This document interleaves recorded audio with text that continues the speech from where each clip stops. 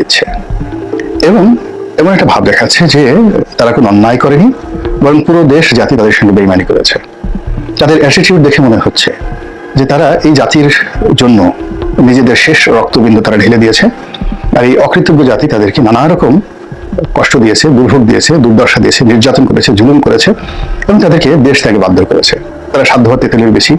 এই ইউনূস সরকার এবং অন্যান্য যারা আছে তারা অপপ্রচার চালাচ্ছে তাদের বিরুদ্ধে। তারা একটি টাকাও বিদেশে পাচার করেননি এবং বাংলাদেশে তারা একেবারে সোনার মোহর দিয়ে বাংলাদেশকে ভরে দিয়েছে। বাংলাদেশের ব্যাংকগুলোতে টাকা থই থই করছে, তারপরে ফরেন রিজার্ভ কোনো অবস্থাতেই কমেনি এবং উন্নয়নের যে মহিষোফান তারা রচনা করেছেন, এই মহিষোফান নিয়ে যেত যে জায়গা থেকে ডক্টর মোহাম্মদ ইউনূস, এই আন্দোলনকারী ছাত্র জনতা এবং যারা শহীদ হয়েছেন, এমনকি এই শহীদদেরকে নিয়ে তারা কটূক্তি করছেন। তো রক্তের দাগ কিন্তু এখনো শুকোয়নি এবং আওয়ামী লীগের চাবুকের ঘা, জুলুম, অত্যাচার এবং নির্যাতনের যে বেদনা এখনো কিন্তু কাটেনি। ঠিক সেই সময়টিতে যখন আবার ফিরে আসার কথা আসে, আবার ক্ষমতায় যাওয়ার স্বপ্নের কথা আসে, আবার সেই হুঙ্কার আসে, আবার সেই যাকে বলা হয় ভারতীয় আধিপত্যের হুমকি আসে, তখন মানুষ আসলে ঐক্যবদ্ধ হয়ে আসলে কোনো বিকল্প থাকে না। বোঝার চেষ্টা করুন যে আমরা এমনি ভারতকে ভয় পাই, ভীষণ রকম ভয় পাই এবং এই ভয় পাওয়ার অনেকগুলো কারণ আছে। ভারতের বিরুদ্ধে একটা স্ট্যাটাস দিয়ে সেখানে আবরারের মতো একজন মেধাবী ছাত্রকে খুনের শিকার হতে হয়েছে। ভারত নিয়ে একটু শব্দ করা যাবে না, আওয়ামী লীগ নিয়ে একটু শব্দ করা যাবে না, বঙ্গবন্ধু পরিবার নিয়ে কোনো কথা বলা যাবে না।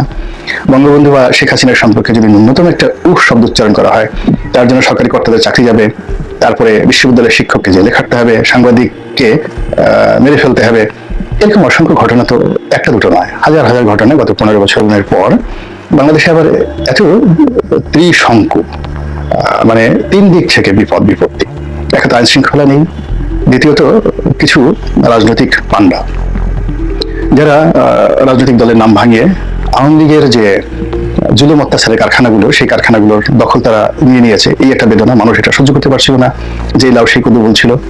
অন্যদিকে ডক্টর মোহাম্মদ ইউনূস এবং তার যারা লোকজন আছে, তাদের বয়স, প্রকৃতি, পরিবেশ সব মিলিয়ে একটা তছনছ অবস্থা ছিল। তখন মানুষ আফসোস করে বলার চেষ্টা করেছে যে এ কি হলো, যে লাউ সেই কুদু, আগেই তো ভালো ছিলাম। কিন্তু ইট ডাজ নট মিন, এর অর্থ এই নয় যে আমরা রাজনীতি করব পরিশুদ্ধ হয়ে ধীরে ধীরে, একটা সময় আছে।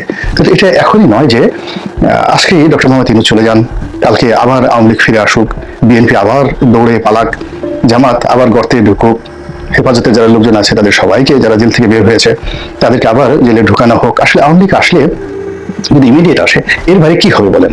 এর বাইরে তো কিছু হয়নি। বরং এই সময়টিতে অন্তত পক্ষে যারা ছাত্র জনতা থেকে শুরু করে সারা বাংলাদেশে সেনাবাহিনী, পুলিশ থেকে সিভিল সার্ভিসে যারা কর্তা ব্যক্তি রয়েছে, এদের সংখ্যা হাজার হাজার, এমনকি লাখের মধ্যে হয়ে যাবে। একমাত্র সরকারি কর্মকর্তাদের মধ্যে 1 লাখের চেয়ে বেশি লোকের কপাল পড়বে, পিঠের চামড়া থাকবে না একটাও, যদি আওয়ামী লীগের মধ্যে ক্ষমতায় ফিরে পায় শেখ হাসিনা। এবং ভারতের একটি করদ রাজ্য হিসেবে, এটা করদ রাজ্য বলা যাবে না, অনেকটা মানুষ উপপত্নী ব্যবহার করে, রক্ষিতা ব্যবহার করে, এরকম ভারতের একটা রক্ষিতা রূপে বাংলাদেশকে তারা ইচ্ছে মতো ব্যবহার করবে।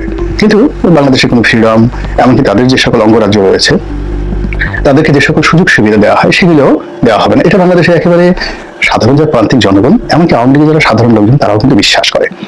এর কারণ হলো এই যে 5ই আগস্টের পর, মানে যতটা না আওয়ামী লীগ আশঙ্কা করেছিল যে 10 লাখ লোক মারা যাবে, আচ্ছা হিসাব করে দেখুন তো, 10 লাখ লোক তো দূরের কথা, 1000 লোক মারা গিয়েছে কিনা?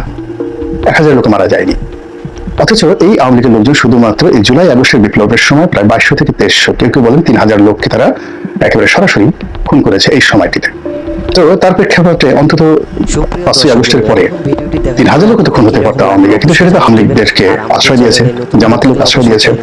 এগুলো নিয়ে সমালোচনা হচ্ছে, বাট এগুলো হয়েছে। আর সেগুলো হওয়ার কারণ কি হলো যে আওয়ামী লীগের নেতাকর্মীরা বেশিরভাগই কিন্তু পুনর্বাসিত হয়ে গেছে। অনেকে জামিন পেয়েছেন যারা গ্রেপ্তার হয়েছিলেন, অনেকে জামিনের পর্যায়ে এসেছেন, কোর্ট কাছারিতে যে অচল অবস্থা ছিল সেগুলো সব চলে গেছে। এই অবস্থাতে যখন ভারতের মিডিয়া বাংলাদেশ দখলের জন্য প্রোপাগান্ডা শুরু করলো, কে আজ দখল করবে, কাল দখল করবে, এরপরে ভারত থেকে যেভাবে প্রচার করা হচ্ছে বাংলাদেশের লোকদেরকে হোটেলে জায়গা দেওয়া হবে না, চিকিৎসা দেওয়া হবে না, ভারত থেকে প্রচার করা হচ্ছে আলু, পটল, পেঁয়াজ, কাঁচামরিচ, আদা, লবণ কিছুই বাংলাদেশে পাঠানো হবে না, বাংলাদেশ না খেয়ে মরবে, এই জিনিসগুলো ডক্টর মোহাম্মদ ইউনূসকে একটা সুবিধাজনক জায়গাতে নিয়ে এসেছে। এরপর যেটা হলো সেটা হলো পুরো পশ্চিমা রাজনীতি সার আল আসাদের পতনের পর এর কারণ হলো যে আমরা আশঙ্কা করছিলাম যে মিস্টার ডোনাল্ড ট্রাম্প 20 তারিখে ক্ষমতা গ্রহণ করার পর ভারত বাংলাদেশের রাজনীতিতে বেশি করে নাক গলাতে সুযোগ পাবে, ডক্টর মোহাম্মদ ইউনূস বিপদে পড়বেন, তারপরে শেখ হাসিনা ও ফিরে আসার একটা তার জন্য সম্ভাবনা তৈরি হবে। এর কারণ হলো ডোনাল্ড ট্রাম্পের সঙ্গে তার একটা ব্যক্তিগত সম্পর্ক রয়েছে, আবার অন্যদিকে ডক্টর মোহাম্মদ ইউনূসের সঙ্গে ডোনাল্ড ট্রাম্পের ব্যক্তিগত সম্পর্ক ভালো নয়। আর এখন যে রিপাবলিকান যে দল ডোনাল্ড ট্রাম্পের, তাদের সঙ্গে কিন্তু ডক্টর ইউনূসের একটা ঐতিহাসিক কুসম্পর্ক রয়েছে। এগুলো নিয়ে ডক্টর মোহাম্মদ ইউনূস নিজেও চিন্তিত ছিলেন, এতে কোনো সন্দেহ নেই। কিন্তু বাশার আল আসাদের পতনের পর পুরো মধ্যপ্রাচ্যের রাজনীতি এতটা জটিল আকার ধারণ করেছে যে মিস্টার ডোনাল্ড ট্রাম্প এবং তার যারা লোকজন রয়েছেন তারা এশিয়া নিয়ে চিন্তা করার সময় এখন পাচ্ছেন না।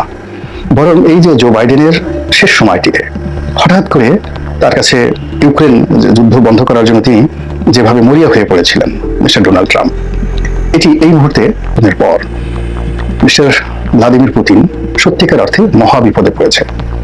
ইরান তাদের যে গত 40 বছরের যে অব্যাহত আঞ্চলিক রাজনীতিতে যে আধিপত্য, এটা একেবারে মুখ থুবড়ে পড়েছে। কাতারে, তারপর সিরিয়াতে, লেবাননে এবং জর্ডানে, এই বিস্তীর্ণ এলাকাতে, এমনকি পশ্চিম তীর এবং গাজাতে ইরানের যে সকল স্থাপনা ছিল সবগুলো ইতিমধ্যে ধ্বংস করার জন্য ইসরায়েলি টার্গেটে পরিণত হয়েছে। এবং আজকে আমি যে ভিডিও যখন করছি তখন দামেস্কের রাজধানীতে ইরানি যে সকল স্থাপনা ছিল, কেমিক্যাল ওয়েপন্স থেকে শুরু করে সবকিছুর উপরে নেতানিয়াহু সরকার আক্রমণ করেছে। এবং ওটা নিয়ে এই মুহূর্তে পশ্চিমারা কিন্তু একটা টু শব্দ করতে সুযোগ পাচ্ছে। মধ্যপ্রাচ্যে যে একটা বলয় ছিল, এটি এই মুহূর্তে এসে অ্যাবসলিউটলি সুন্নি বলয় হয়ে গিয়েছে। এবং এখান থেকে ইরানকে যদি আবার ঘুরে দাঁড়াতে হয়, রাশিয়াকে যদি ঘুরে দাঁড়াতে হয়, একেবারে নতুন করে তাদেরকে শুরু করতে হবে। এবং এটা কম করে হলো 6 মাস থেকে 1 বছর সময় লাগবে আমেরিকাকে চাপে রাখার জন্য। এর আগ পর্যন্ত তারা সেটা পারবে না। যদি সেটা ইরান চেষ্টা করে, রাশিয়া চেষ্টা করে, রাশিয়া তছনছ হয়ে যাবে। ফলে কি হচ্ছে, মিস্টার ভ্লাদিমির পুতিনকে এই মুহূর্তে জেলেনস্কির সঙ্গে একটা সমঝোতায় যেতে হবে এবং আমেরিকার সঙ্গে একটা সমঝোতায় যেতে হবে। নাসির এই মুহূর্তে যদি আমেরিকা সেখানে সৈন্য বৃদ্ধি করে, ন্যাটো যদি সেখানে সৈন্য মোতায়েন করে, রাশিয়া তছনছ হয়ে যাবে। এবং পুরো বিষয়টি বাংলাদেশের জন্য, ডক্টর ইউনূসের জন্য এই মুহূর্তে বৃহস্পতির চাঁদ। আপনারা জানেন যে আমাদের যে নিকটবর্তী চাঁদ, এর সাথে অনেক বড় বড় সুন্দর সুন্দর চাঁদ, হাজার হাজার চাঁদ রয়েছে বৃহস্পতি গ্রহকে কেন্দ্র করে। তো এই বাংলাদেশের যে চাঁদ বা পৃথিবীর যে চাঁদ, এই চাঁদের সাথে আরো সুন্দর সুন্দর চাঁদ, বৃহস্পতির চাঁদ ঘুরে ফিরে এখন ডক্টর ইউনূসের ভাগ্যাকাশে দেখা দিয়েছে। এর কারণ হলো বাংলাদেশের রাজনীতিতে সঙ্গত কারণেই রাশিয়ার যে আধিপত্য, এটি এখন বলতে গেলে শূন্যের কোঠায় নেমে আসবে। বাংলাদেশকে নিয়ে কোনো চিন্তা করার সময় এখন মিস্টার পুতিনের থাকবে না আগামী 6 মাস থেকে 1 বছর।